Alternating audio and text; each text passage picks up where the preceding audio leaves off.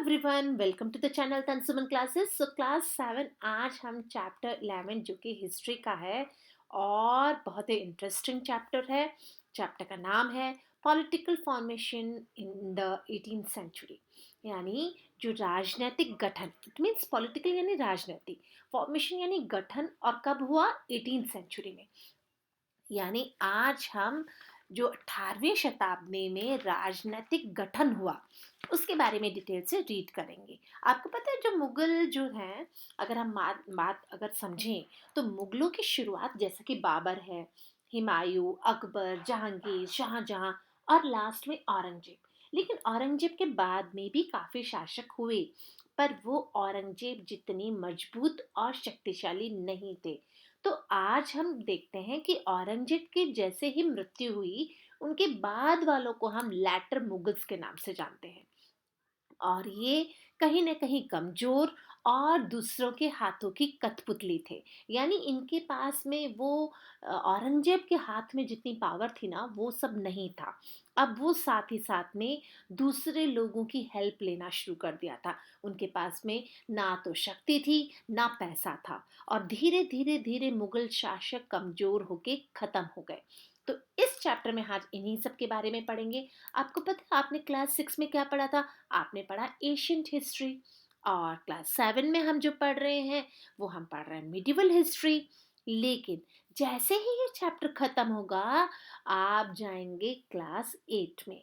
ठीक है, तो आप क्लास 8 की हिस्ट्री पढ़ेंगे। तो जैसे ही ये चैप्टर खत्म होगा, इसमें हम क्या करेंगे? मॉडर्न हिस्ट्री की शुरुआत हो चुकी होगी। यानी जो इंग्लिश मैन है ना, ब्रिटिशर्स है, उनकी एंट्री हो जाएगी। ठीक है, तो इस चैप्टर में जैसा कि पार्ट फर्स्ट में हमने पढ़ा कि भाई बहुत सारे राजपूत थे, मराठा थे, सिख थे, इनके पास में पावर आनी शुरू हो गई। और अब क्या हुआ? जो जहांगीर शाह जो थे, है ना, कुछ ही दिनों तक के लिए वो शासक बन के रहे। और जुल्फिकार खान जो है वो क्या थे? वो एक पपेट के तौर पे काम करते थे, एक कठपुतली के तौर पे काम करते थे। इसमें हमने पढ़ा पार्ट फर्स्ट में कि कैसे जो हमारे जो भारत का बहुमूल्य कीमती धातु जो सोना है, वो नादिर शाह अपने साथ लेके गया, कोहिनूर का हीरा लेके गया, और साथ ही साथ में शाहजहां के पीकॉक थॉर्न को भी वो चोरी करके ले गया, लूट के ले गया।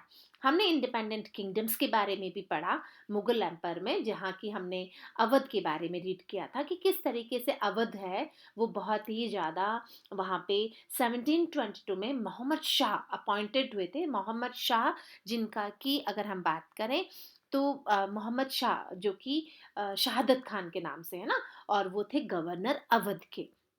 बहरान उन मुल्क शहादत खान के नाम से इनका पूरा नाम है। ये जमींदार थे अवध के। ठीक है, फिर हमने बाद में पढ़ा कि भाई बंगाल में, तो बंगाल में मुर्शिद कुली खान जो हैं, है ना, मुर्शिद कुली खान को बंगाल का गवर्नर बनाया गया था। फिर उनके पास भी काफ़ी ताकत आ गई थी, और he made Murshidabad his capital. After Sirajuddin जो है उन्होंने रूल भी किया था, लेकिन अलवरिनी खान और शहादत उल दौन become the ruler of Bengal. और बंगाल को पढ़ना इसलिए भी ज़रूरी है क्योंकि बंगाल के पास बहुत सारा पैसा था, इंकरेज करते थे ये एग्रीकल्चर को। साथ ही साथ में यहाँ पे इंडस्ट्रीज थी, ट्रेड था, और ये बहुत ज़्यादा पैसे वाली जगह भी थी। तो यहाँ बंगाल का जो था ना, यहाँ पे इंग्लिश जो लोग जो है ना, वो बहुत ज़्यादा इनकी प्रॉस्पेरिटी को देख के अट्रैक्ट हुए। और बैटल ऑफ प्लेसी हुआ 1757 में, और बैटल ऑफ बक्सर भी हुआ। हम बात करें हैदराबाद की, तो हैदराबाद जो है वहाँ के मनसबदार नियुक्त करे गए थे, बहुत सारी जागीरें बांटी गई थी, और यहाँ के जो गवर्नर थे वो थे निज़ाम उल मुल्क आसफ जहाँ। ठीक है, इनका क्या था, ये जो सेंटर से कोई परमिशन नहीं लेते थे, है ना, ये मुगल एम्परर से कोई परमिशन नहीं लेते थे, ये खुद स्वतंत्र थे। और विदाउट परमिशन ये क्या करते थे? He granted the jagirs and appoint mansabdars. Okay, तो बहुत सारे लोग इनसे चिढ़ते भी थे। फिर उसके बाद आए राजपूत। राजपूत जो थे, उनमें हम बात करें तो राजपूत रूलर्स में से सवाई राजा जय सिंह के बारे में बात करते हैं, जो उन्होंने की आमेर को अपना जो जयपुर है उसको अपना कैपिटल बनाया। और फिर देन आफ्टर हमने पढ़े थे सिख। सिख जो कि बहुत ज़्यादा स्ट्रॉन्ग पॉलिटिकल पावर थी इनके पास में, मिलिट्री फोर्स अंडर द गुरु गोविंद सिंह इन्होंने एक फोर्स बनाई जो कि सिखों के एक ग्रुप बनाया और मिलिट्री ग्रुप का नाम था खालसा। खालसा मीन्स प्योर, जिसमें कि जो सैनिक थे वो मुगलों से लोहा लेते थे, ठीक है। और उनका एक स्लोगन था, वाहे गुरु जी द खालसा वाहे गुरु जी दी फतेह, it means the Khalsa belongs to God. और ऑल विक्ट्रीज जो भी था वो किसकी जीत है, वो है प्रभु की जीत। और गुरु गोविंद सिंह मानते हैं उनके जो धार्मिक अगर बात करें तो कुछ सिंबल्स थे जिन्हों की उन्होंने कहा कि ये उन्हें पहनना ही चाहिए। जैसे कि सिंबल्स थे उनके, केश और हेयर उनको रखने हैं, कंघा उनको इम्प्योरिटी से उनकी निकाल देता है, कड़ा पहनना चाहिए, वो रियलाइज कराता है कि आप कुछ गलत ना करें। Symbol of high moral character जो कि कच्छा और अंडरवियर है। कृपाण है जो कि डिफेंड द हेल्पलेस पीपल को हेल्प करने के लिए पहनना चाहिए, सच्चाई का साथ देना चाहिए।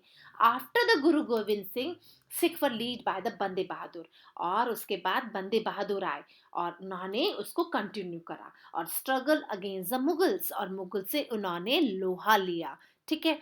अब हम बात करते हैं नेक्स्ट अगर, तो देखिए महाराजा जो रणजीत सिंह है ना, इन्होंने वो कमान संभाली और ही स्टैब्लिश अ पावरफुल किंगडम इन पंजाब। और जो राजा रणजीत सिंह, महाराजा रणजीत सिंह जी जो हैं, इन्होंने एक पावरफुल किंगडम पंजाब में बनाया। हम मैसूर की बात करें अगर, तो हमने पढ़ा था पार्ट फर्स्ट में कि किस तरीके से मैसूर में हैदर अली, टीपू सुल्तान, जो हैदर अली जिनके बेटे थे टीपू सुल्तान, वो मैसूर में बहुत पावरफुल थे और उनके पास ताकत इतनी थी कि इन दोनों ने ही अपनी एक खुद की नेवी बना ली थी, ठीक है। और with the help of French friend, इनके एक फ्रेंच फ्रेंड हुआ करते थे जिसकी हेल्प से इन्होंने नेवी, मॉडर्न जो नेवी है उसको भी बना लिया था। But father and son fought against the English. Hyder Ali defeated in the first Anglo-Mysore War, and Tipu Sultan died in the English during the fourth Anglo-Mysore War. आज का जो टॉपिक है वो है मराठा। हम आज जो सेकंड पार्ट है उसमें मराठाओं के बारे में डिटेल से रीड करेंगे कि मराठा कौन थे, किस तरीके से इनके पास पावर आई और मराठाओं के प्रमुख हेड कौन थे। तो before we read this topic, like and subscribe my channel and press the bell icon also, so you will get more videos, आपको और इंटरेस्टिंग वीडियोस मिलते रहेंगे। आज हम पढ़ेंगे मराठास। तो मराठा है ना, इनके पास 17th सेंचुरी में बहुत ज़्यादा इनके पास में क्या थी, सत्ता थी, बहुत ज़्यादा किंगडम जो थे। अगर हम बात करें तो मराठा जो है ना, बीजापुर, गोलकोंडा, अहमदनगर, ये सब अपनी सेवाएं देते थे मुगल किंगडम को। लेकिन जैसे जैसे मुगल्स कमजोर पड़ गए, मराठाओं ने अपने आप को स्वतंत्र घोषित कर लिया और उनमें से एक थे कोंकण के Shivaji. The man who carved out a powerful kingdom in the Konkan was Shivaji. अब शिवाजी भोसले की अगर हम बात करें तो the Marathas became well organized under the leadership of Shivaji. He was born in 1627. Shivaji Maharaj का जन्म है वो 1627 में हुआ था और उनके फादर साहब जो हैं उनका नाम था शाहजी भोसले और उनकी मदर जो है वो थी जीजाबाई। और उनके दादाजी जो कोंगणा देव जो थे, इन्होंने अपने बच्चे को घर में ही शिक्षा दी थी और एज ए ट्यूटर वो उनके लिए हमेशा सामने खड़े रहते थे। अर्ली सक्सेस की बात करें तो शिवाजी को ऐसा लगता था कि उनको पूरा भारत एक लार्ज एम्पायर बनाना है, उनका ही सपना था और वो इस सपने को पूरा करने के लिए लग गए। उन्होंने एक छोटी सी आर्मी बनाई और यूजिंग गोरिल्ला वारफेयर, जिसमें इन्होंने गोरिल्ला पद्धति का इस्तेमाल किया और बहुत सारे आसपास के फोर्ट्स को उन्होंने जीता भी। अच्छा, गोरिल्ला यहाँ पे वारफेयर का मतलब क्या है? गोरिल्ला वारफेयर मतलब गोरिल्ला जो जानवर होता है ना, उसके रस्सा बांध के किले के ऊपर फेंक देते थे, तो गोरिल्ला का जो दीवार को पकड़ लेता है, जकड़ने की क्षमता उसमें ज्यादा होती है और फिर with the help of rope वो लोग ऊपर चढ़ के और अटैक कर देते थे। War with Bijapur. अब आप पता है बीजापुर को कहीं ना कहीं डर था। शिवाजी की जो ताकत थी ना, वो बहुत ज़्यादा ग्रोथ कर रहे थे, बहुत ज़्यादा आगे बढ़ रहे थे। तो बीजापुर को एक अलार्म हुआ और the growing power of Shivaji alarm the king of Bijapur. Bijapur को खतरा महसूस हुआ शिवाजी की बढ़ती हुई ताकत को देखकर। तो ही सेंड अ आर्मी, और आर्मी अफजल खान को भेजा उन्होंने क्रश करने के लिए, दबाने के लिए मराठाओं को। लेकिन क्या हुआ, ये तो उल्टा ही हो गया भाई। शिवाजी ने किल कर दिया अफजल खान को और बीजापुर को डिफीट कर दिया।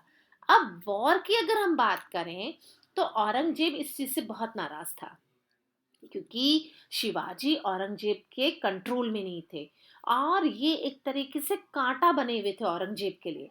सो in 1663 he sent Shaista Khan to capture him. Shaista Khan को कैप्चर करने के लिए भेजा। One night Shivaji with a few soldiers enter the Mughal camp and wounded Shaista Khan. और उन्होंने क्या किया, उसको ढूंढ लिया। ठीक है, सहिस्ता खान को उसके मुगल कैंप के अंदर शिवाजी चले गए। He then defeated the Mughal army, और साथ ही साथ इन्होंने मुगल सेनाओं को हरा दिया।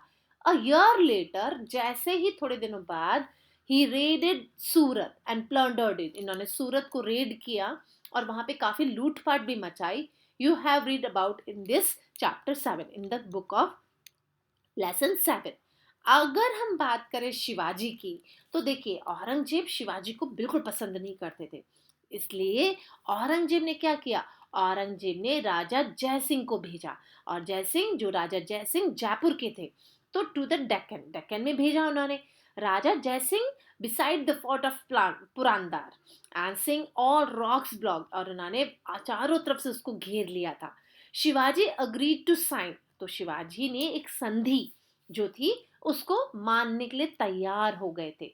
और ये संधि क्या थी, इस संधि के अनुसार एज पर द संधि territory, Shivaji agreed to accept Aurangzeb of his overloaded and pay him annual tribute. यानी औरंगजेब को उन्होंने अधीन हो गए। इन्होंने मान लिया कि वो एनुअली कुछ पैसा औरंगजेब को देंगे।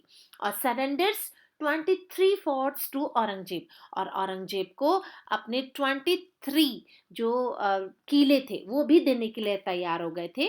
Meet Aurangzeb at his court, और औरंगजेब से वो मिलने के लिए तैयार हो गए थे। टू ऑनर हिज वर्ड, और Shivaji went to the Mughal court at Agra. Shivaji को जब वहां पे भेजा गया, जब बुलाया गया, तो शिवाजी गए भी उनके दरबार में। तो औरंगजेब इंसल्टेड हिम, और औरंगजेब ने क्या किया, औरंगजेब ने शिवाजी महाराज की इंसल्ट करी by making him sit with the mansabdars of low rank. छोटे जो मनसबदार्स होते हैं उनके साथ बैठने के लिए आज्ञा दी। Shivaji try to leave the court but was put under house arrest. वो वहां से जाना चाहते थे लेकिन उनको अरेस्ट कर लिया गया। He escaped, as some sources says that the hiding in a basket filled with the sweet and fruits। आपको पता है, जैसे ही शिवाजी को धोखे से इन्होंने अपने कोर्ट में रख लिया था, हाउस अरेस्ट कर लिया था इनको, लेकिन कहीं ना कहीं हमें ये पता चलता है कि शिवाजी इन सबको धोखा देकर सब्जियों और फलों के टोकरे में छुपकर बाहर निकल गए थे। In 1670 Shivaji renewed hostilities with the Mughals, और वो क्या किया, उनके बंधक बन के भाग गए। ही रेड सूरत अगेंस्ट, अब जैसे ही बाहर निकले, कौन, शिवाजी, उन्होंने रेड किया, कैप्चर्ड किया, किसको, वहां पे सूरत को। And he also recaptured some fort surrender earlier, और उन्होंने अपने कुछ किले जो उन्होंने औरंगजेब को दिए थे संधि के तौर पर, उसको भी उन्होंने वापस लेने की कोशिश करी। अगर हम उनके लास्ट ईयर्स के बारे में पढ़ें तो in 1674 Shivaji crowned himself a king, उन्होंने अपने आप को किंग घोषित किया। He took the title of Chhatrapati, Chhatrapati Shivaji के नाम से जिनको हम जानते हैं। और साथ ही साथ ही डाइड इन 1680, 1680 में वो मृत्यु को प्राप्त हुए, living behind a powerful kingdom. उन्होंने बहुत ही पावरफुल किंगडम को छोड़ के और 1680 में मृत्यु को प्राप्त हुए। शिवाजी का अगर एडमिनिस्ट्रेशन की बात करें ना, तो शिवाजी का एडमिनिस्ट्रेशन बहुत पावरफुल था। Shivaji was not only a fearless soldier but also a successful administration. यानी वो बेफिक्र थे, है ना, उनको किसी का डर नहीं था, लेकिन उनका जो प्रशासन है वो उतना ही स्ट्रांग था। He had a council of 8 ministers, और उनके पास में काउंसिल थी 8 मिनिस्टर्स की, जिनको कि अष्ट प्रधान के नाम से हम जानते हैं, टू एडवाइज हिम। और ये अष्ट प्रधान जो व्यक्ति होते थे, जो 8 लोग होते थे, ये राजा को अपनी एडवाइस देते थे। The word comes from the Sanskrit, it means important 8। ये शब्द संस्कृत से लिया गया है, अष्ट प्रधान, जिसका अर्थ है कि 8 लोग उसको सजेस्ट करेंगे। और साथ ही साथ में कौन कौन से ये थे? ये थे पेशवा, पेशवा जो कि हेड ऑफ द काउंसिल हुआ करते थे, है ना। आपको पता है जो पेशवा है ना, वो एक तरीके से प्राइम मिनिस्टर ही हुआ करते थे, ठीक है। जैसे कि आज के टाइम में प्राइम मिनिस्टर होते हैं ना, वैसे ही पेशवा हुआ करते थे। सेनापति, commander in chief of the army. और न्यायाधीश जो कि जस्टिस संभालते थे। अमात्य और मजूमदार जो कि फाइनेंस का संभालते थे। और पंच सचिव यानी जनरल सेक्रेटरी हुआ करते थे। सामंत हुआ करते थे। और साथ में अगर सुमांता हुआ करते थे, जो फॉरेन अफेयर्स को देखते थे। मंत्री हुआ करते थे, जो हेड ऑफ द इंटेलिजेंस हुआ करते थे। और अगर हम बात करें दांडाध्यायधीश, है ना, दंडाध्यायधीश यानी जो कि रिलीजियस मैटर को संभालता था। अगर सोर्सेस ऑफ रेवेन्यू की बात करें, तो लैंड रेवेन्यू ही एक ऐसा सोर्स हुआ करता था इनकम का, जिससे कि डायरेक्टली और इनडायरेक्टली शिवाजी कलेक्ट किया करते थे। जैसे कि अगर हम बताएं आपको, लैंड टैक्स से ही शिवाजी महाराज के अधिकांश एडमिनिस्ट्रेशन को संभालते थे। और उसमें क्या है, area directly under the control he collected 2 taxes. और जो भी एरिया शिवाजी के अंडर में डायरेक्ट हुआ करता था, वहां से 2 तरीके टैक्स होते थे। आपको ये क्वेश्चन पूछा भी जा सकता है एग्जाम में कि भाई चौथ और सरदेश मुखी क्या होता है। तो देखिए, चौथ क्या होता है? चौथ यानी किसी चीज का फोर्थ हिस्सा, यानी 25%, ठीक है। 100 का 25% इट मीन्स चौथ। तो 1/4 of the total land revenue that farmers paid to the king, Shivaji collected these taxes in return for not raiding the territories। यानी अब वो कोई आक्रमण नहीं करेंगे, और साथ ही साथ में वहां का 1/4 हिस्सा उनको एज अ टैक्स पे करना पड़ेगा, that is called the chauth. और सरदेशमुखी जो है, सरदेशमुखी होता था additional 1/10 of the land revenue. 1/10 और 1/9 भी लिया जाता था। It was paid to the sardeshmukhi, the chief of the Marathas. It was tributary tax होता था एक तरीके से, ठीक है। तो ये दोनों टैक्सेस आपको एग्जाम में पूछे जा सकते हैं। अब हम पढ़ते हैं मिलिट्री एडमिनिस्ट्रेशन क्या था। तो देखिए, जो मिलिट्री एडमिनिस्ट्रेशन की बात करें ना, ये बहुत ज़्यादा स्ट्रांग हुआ करता था। और मिलिट्री एडमिनिस्ट्रेशन की बात करें तो इसमें ट्रेंड होते थे सोल्जर्स, जो थे ना वेल ट्रेंड हुआ करते थे, हाईली डिसिप्लिन हुआ करता था उनमें। और इन्फेंट्री और कैवलरी, इन्फेंट्री यानी आपको जो पैदल चलने वाले सैनिक होते थे, तोप रखने वाले होते थे। कैवलरी यानी जो घोड़े की सेना होती थी। तो ये दोनों आर्मी बहुत ज़्यादा ज़रूरी भी थी। So the addition Shivaji control many forts, और इन्हीं की बदौलत शिवाजी महाराज ने बहुत सारे किलों को जीता था। स्पेशल ऑफिसर्स भी इन्होंने अपॉइंटेड किए थे, जैसा कि फोर्ट्स पे Shivaji also had a navy to guard the coast. और शिवाजी महाराज ने जो नेवी है ना, उसको भी कोस्ट का जो गार्ड होता है उसके लिए उन्होंने अलग से एक सेना रखी थी। अब अगर हम बात करें शिवाजी की, तो शिवाजी महाराज जो है ना, वो बहुत ज़्यादा स्ट्रांग थे। और in the 18th century power pass into the hands of the Peshwas. लेकिन जैसे ही शिवाजी का अंत हुआ, शिवाजी महाराज की मृत्यु हुई, उनके बाद वाले इतने उनके जिम्मेदार और इतने ज़्यादा ताकतवर नहीं थे। तो जो पास हुई, जो कि पावर है, वो पास होने लग गई पेशवास के पास में। और पेशवा क्या थे? पेशवा थे प्राइम मिनिस्टर उस समय के। तो it was under them that was Marathas became the dominate regional power. और अब एक डोमिनेट रीजनल पावर ही बन के रह गए थे। सारी ताकत पेशवाओं के पास आ गई थी। और पेशवाओं की बात करें, from 1713 to 1761 the Peshwa control the Marathas empire. In 1730 Shivaji grandson, अगर हम बात करें 1713 से 1761 की, तो पेशवा ने पूरे मराठा एम्पायर को कंट्रोल में कर लिया था। और 1713 में ही क्या हुआ था, 1713 में शिवाजी ग्रैंडसन जो कि Sahu appointed Balaji Vishwanath as his Peshwa, और जो कि उनके ग्रैंडसन थे शिवाजी के, इन्होंने अपॉइंट किया बालाजी विश्वनाथ को एज अ पेशवा और chief minister. He was an able administrator and help Sahu, वो काफ़ी अच्छे भी थे, इन्होंने साहू की काफ़ी हेल्प भी करी थी। Sahu control the Marathas chief, ठीक है। In course of time the Peshwa became the real decision maker, और अब धीरे धीरे क्या हुआ, धीरे धीरे जो पेशवा है उनके पास ताकत बढ़ती गई। लुक एट दिस मैप, आपको शिवाजी महाराज की जो टेरिटरीज थी उनके बारे में देखने के लिए मिलेगा कि किस तरीके से जो पावर थी, यानी मराठाओं की पावर कहाँ तक आ गई थी। देखिए यहाँ पे तंजौर यानी तमिलनाडु है ना, यहाँ तक उनकी वो थी power.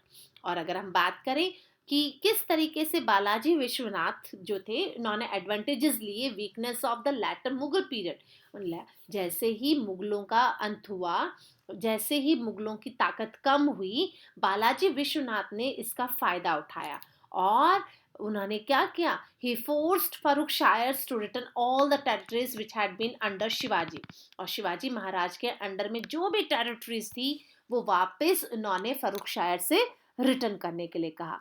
Besides the Marathas also got the right to collect chauth and sardeshmukhi from 6 provinces of the Deccan, और बदले में वापस उन्होंने क्या ले लिया, मराठाओं ने बदले में कलेक्ट कर लिया सरदेशमुखी और चौथ, जो कि 6 प्रोविंसेस थे डेक्कन के।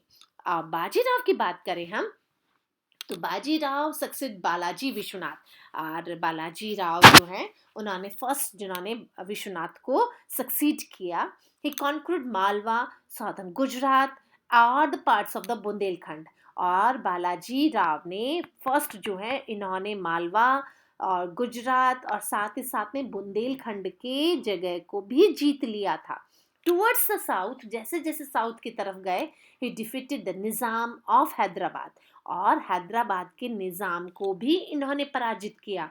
And got the right to collect taxes from the provision of the Deccan, और दक्षिण से भी इन्होंने क्या लेना शुरू कर दिया था, टैक्स लेने शुरू कर दिए थे। Yes, and he also captured Salsette and Bassein of the Portuguese, और पुर्तगीज जो मैंने बताया था आपको कि धीरे धीरे बाहर के लोग आना शुरू हो गए थे, तो इनसे भी इन्होंने टैक्सेस लेने शुरू कर दिए थे।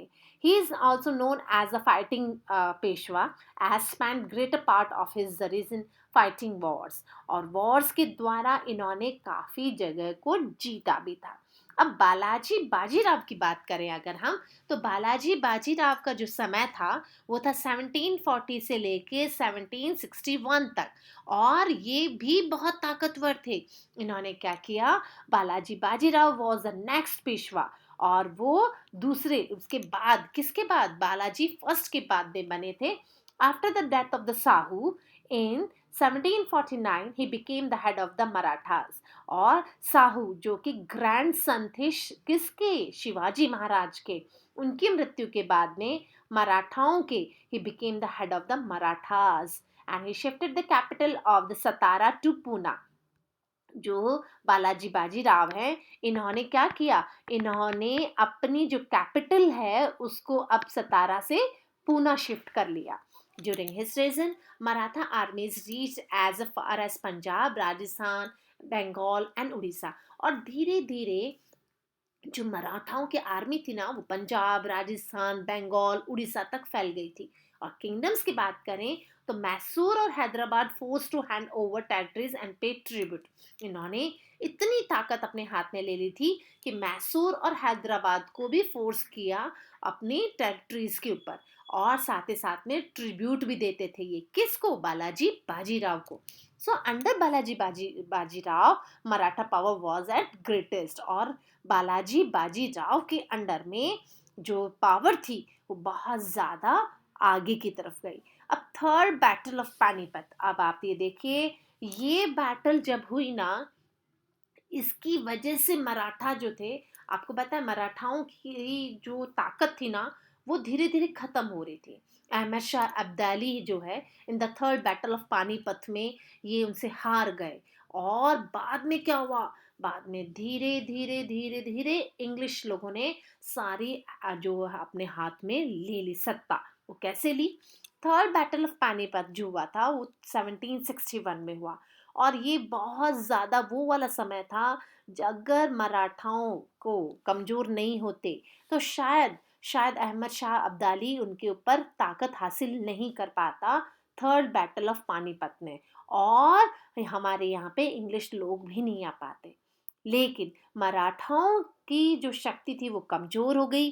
Ahmad Shah Abdali in the third battle of Panipat में जीत गए and various Maratha chiefs broke. और बहुत सारे जो मराठा थे उनकी ताकत कम हो गई। Away the started ruling over small area. अब वो बहुत छोटे से जगह में रूल करने लगे थे। These battle also allowed the English to strengthen their position in India। और सिर्फ पानीपत का जो थर्ड युद्ध था, तीसरा पानीपत का जो युद्ध था, ये हमारे लिए एक बहुत बड़ा हार साबित हुई। इसी की वजह से इंग्लिश लोग जो हैं वो इंडिया में अपनी पोजीशन बना पाए। और आज हम इस चैप्टर में इतना ही रीड करेंगे। अब जैसे ही इंग्लिश लोग आगे आए वो हम रीड करेंगे आफ्टर दिस चैप्टर, यानी हम चैप्टर अब आगे क्लास 8 में पढ़ेंगे, क्योंकि आज हमारा हिस्ट्री का सिलेबस कंप्लीट हो गया है। So thanks for watching this video. I hope आपको ये सब समझ में आया होगा। अगर फिर भी आपको कहीं पे डाउट है, right in a comment box and like and subscribe my channel. Thank you. Good day.